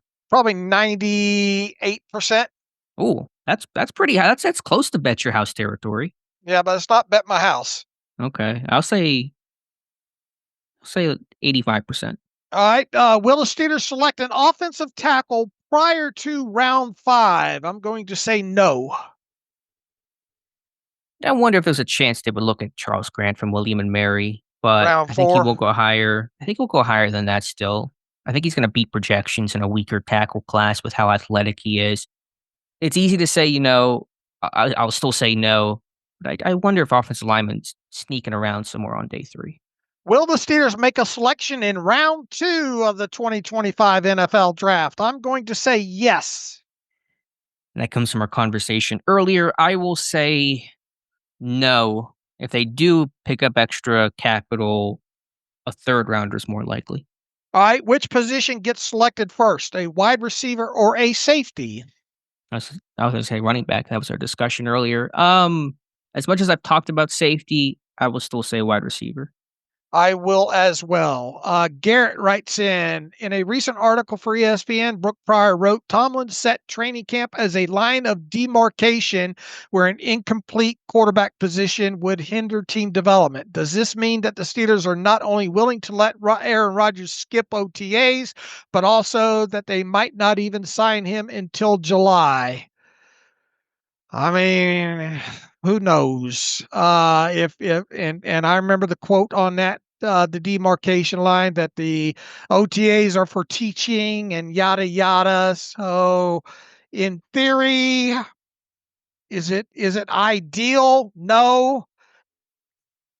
But I mean, if he signs, would they let him skip? There's no letting skip OTAs. Either he wants to go to OTAs or he doesn't, and you can't punish him if he's under contract and doesn't go to OTAs. I guess he's saying, is there a chance that they might not even sign him until July? I'll just say this. I'll hope to God we're not sitting here in July 4th wondering if Aaron Rodgers is still going to sign or not sign. I agree, but did we think we get to April 16th and still be wondering? I didn't think it would take this long. I don't know. Those are only questions the team can answer. I imagine if it's July, I'd be out at this point. I'd say I'm done with Aaron Rodgers. To use the Shark Tank phrase, you're dead to me. But if you're Pittsburgh and your quarterback room is Mason Rudolph, Skylar Thompson, and let's just even say a mid-round rookie, Quinn Ewers, Kyle McCord, whoever you want to put in there, and Aaron Rodgers shows up and says, I'm ready. Are you going to tell him no? You're going to say yes. Let's do it because he's still the best quarterback for you. All right. So, I think Pittsburgh would do that. I think Pittsburgh will wait as long as it takes to get an answer. All right. Jerry Dulac was quoted as saying that Cole Holcomb will fill a Landon Roberts role, rotating with Peyton Wilson. Do either of you find this to be a credible conclusion given the signing of Malik Harrison? He asked, is Cole Holcomb a capable run stuffer? Well, where Cole Holcomb left off at prior to injury, was he capable of playing the run and being a run stuffer? I would answer yes to that. As far as Cole Holcomb filling a Landon Roberts role, I suppose that's plausible. I don't think that anybody should be writing Cole Holcomb's name down in pen on the 53-man roster just yet, though. So I think we got a lot to learn about him coming off of this injury. What ends up behind him? They went out and did sign Malik Harrison. There's still some level. I'm long story short, I'm not writing Cole Holcomb's name in pen on the 53-man roster as we sit here right now. Same, and the pay cut he took really indicates that from Pittsburgh's point of view. Yeah, is it possible? I mean, we'll see. I mean, Holcomb is a capable run defender. He's not going to be the junkyard dog that Landon Roberts was, and Malik Harrison is a downhill more thumper too. But yeah, Holcomb can play the run. It's not a weakness of his game. So just really a question about health, and you kind of go from there. The last one revolves around Holcomb too. Due to the communications in the defense last year, could Cole Holcomb win back the green dot, allowing Patrick Queen to do what he did best in Baltimore? Patrick Queen's going to be, if he's healthy, he's going to be an every down linebacker. Right, which ergo he wears the green dot. If Holcomb is playing in a bit role, it's not going to be useful for him because he won't be on the field that often. You pay Queen all that money. He's your hub of communication. He's your every down guy, so he wears the green dot. David Liddell writes in, thank you for your draft coverage this year. I have a question about the quarterbacks in this year's draft. I can't help but think about 2022, where the Steelers came away with Kenny Pickett. I remember most folks saying that at least 2 or 3 quarterbacks would get picked in the first round that year, yet only Kenny Pickett was taken. With another weaker draft class beyond Cam Ward, it doesn't seem like many, if any of these guys have a first round grade. Could we see only Cam Ward get taken in the first round and have one of Dart Sanders fall to the Steelers in round 3? He says it seems unlikely, but I think most folks would have been shocked that the next quarterback taken after Pickett was Ritter in round 3. So in short, he's saying, what do you think about the chances of Cam Ward being the only quarterback taken in round 1? And second, could you see a Dart or Sanders fall into round 3?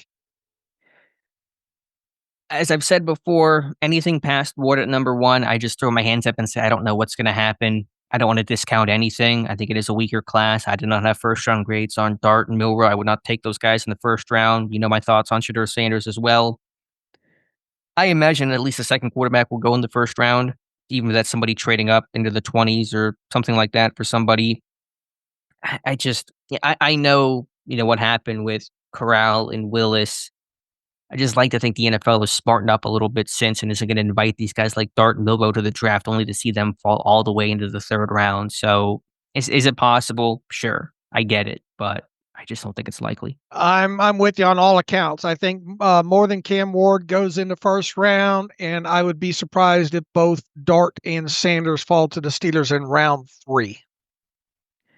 And Milroe too. What do you think Milroe would be? It's hard. It's hard to, even with the draft invite. I think it's at least plausible. Okay. Let's see here. What else do we have? Antonio Soares Jr. writes in, trade down or stick with the pick. He says, I've always been interested in trade downs around 1 for our Steelers. This year in particular, without a second round pick, makes it very interesting to me. There are very few players who may actually be there if available that I would not trade the pick, even if they are still on the board. Derek Harmon is growing in my mind as one of the very few probable only players I would stick to the pick with. If the Giants want to trade up into round 1 to pick their quarterback, maybe a Jackson Dart, and offer their second and third round picks 34 and 65, do I still take Derek Harmon if he is there? What would you do in that scenario? We're back into the plot, the whole trade scenario here. We talked about, would they go down 9 spot? I envision in my head, if the Steelers were to trade down, it wouldn't probably be more than 2 or 3 spots in the first round. Isn't that a little Kevin Colbert thought? I think they're. Yeah, but I mean, that's the way I'm trained. Yeah. I mean, 9 spots in this draft class feels like how are you getting this top 100 pick then that you think they're going to get? I told you, I don't know how they do it. I just think that they're going to do it. Okay. I think trading out of the first round is a different level that is challenging to see Pittsburgh do. Because I thought about the Giants as a potential team. Would they go up for a quarterback and they have 2 third-round picks and that's attractive, but then you're going out of the first round, which is a whole different thing. All right, let's see if I got one more here. I do. How Yeah, about? it's a good question though. Yeah. Maybe for a separate show. What guys would you not trade out for, even though we have a desire to get additional capital? Who'd be on the board? I Did you would sit there and not say, trade out of Derek Harmon at 21.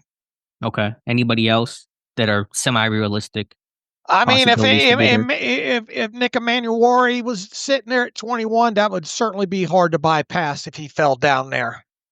I think he'll be there. I mean, I think the expectation is he'll be there at 21. I don't know how many mocks have him above 21, going pick 20 or earlier. That would be very hard to bypass. I would be willing to trade down even if Emanuori was still on the board. What about Harmon? Yeah, that one gets tough. That would depend a little bit on obviously how far you're moving down. That may be a situation where you really look at it and say, I'm only willing to go down a little bit, but likelihood I'd probably want to stick and pick.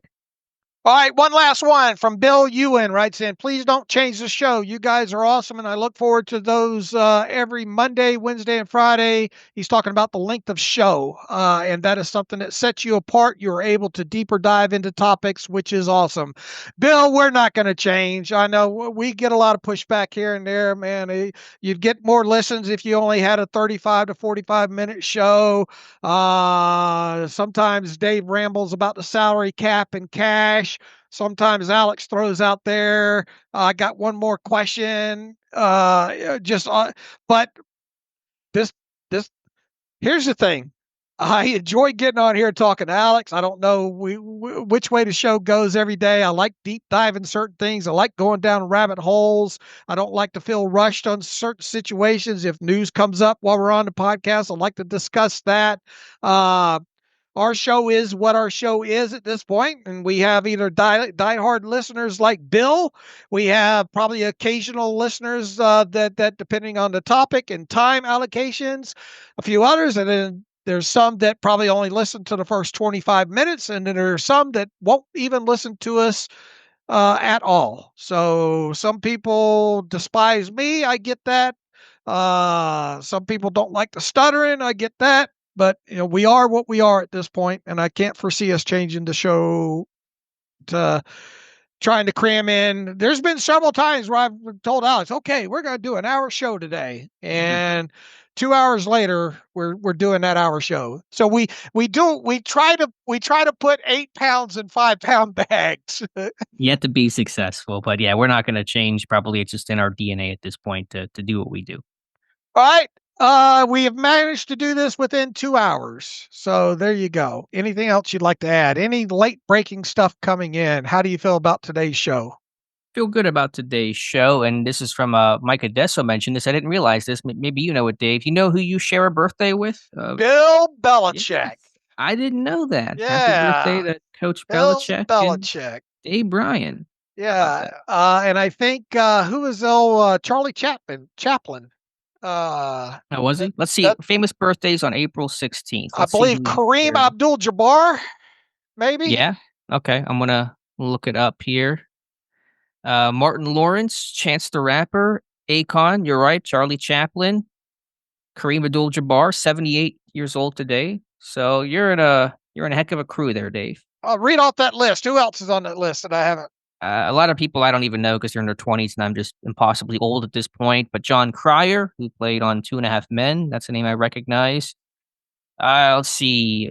Billy West, the voice actor. A lot of names I just don't know. Yeah, a lot of these people I don't know. A lot of people that have never been in my kitchen before. Way to make you feel old here on your birthday. But there you go. The Pope Benedict. I think today is his birthday, right? I didn't know, but if he is, happy birthday. Let's see if I'm right there. Yes, today is Pope Benedict's 95th birthday there. Wow. Very good. So that's it. That's the list. But I've known for several years that great minds, right? Born on the same day. One and the same. There you go. All right. Thanks for listening, everybody. Let's see. We will be back on Friday. And I have my YouTube mock draft tomorrow, Thursday, 8 p.m. Eastern time. Just one last shout out for that. All right. You can follow me on Twitter /X at Steelers Depot. Follow Alex at Alex_Kozora. Follow the show at Terrible Podcast. Email the show, theterriblepodcast@gmail.com. If you like what we do and want to donate to the cause, SteelersDepot.com. Hit the donate button. Also, if you like an ad-free version of the site, SteelersDepot.com. Hit the ad-free button. Follow the directions that way. We've got a app for iOS at the Apple Store if you want to download that. And I don't think I forgot anything. Emails, theterriblepodcast@gmail.com. Until Friday, as always, thanks for listening to the Terrible Podcast with Dave and Alex.